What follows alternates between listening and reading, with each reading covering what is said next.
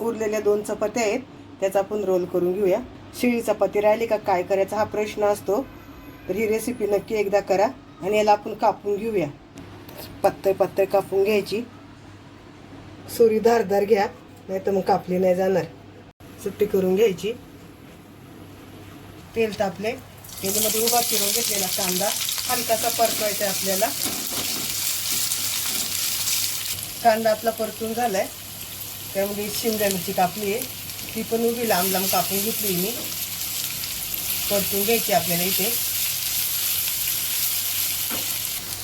शिमला मिरची परतून झाली आहे, त्यामध्ये आपण 2 अंडी टाकणार आहेत.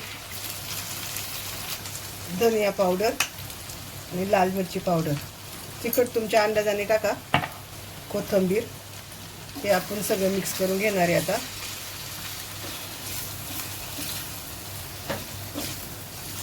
आपलं स्टीलचं भांडं आहे, त्याच्यामुळे ते खाली लागायला लागलं. गॅसला ठेवून दिलाय आणि उलटणी घेतली. आता तुम्ही म्हणाल बदली केला चमचा. त्यामध्ये आपल्या चपात्या टाकून घेऊ. थोडंसं मीठ, चपातीला मीठ असते, अगदी थोडंसं टाकायचं भाज्यांपुरतं आणि मिक्स करून घेऊया आपण. पूर्ण असं मिक्स करून घ्यायचंय. आपले इथे चपातीचे नूडल्स तयार झालेत. चपाती अंडा नूडल्स.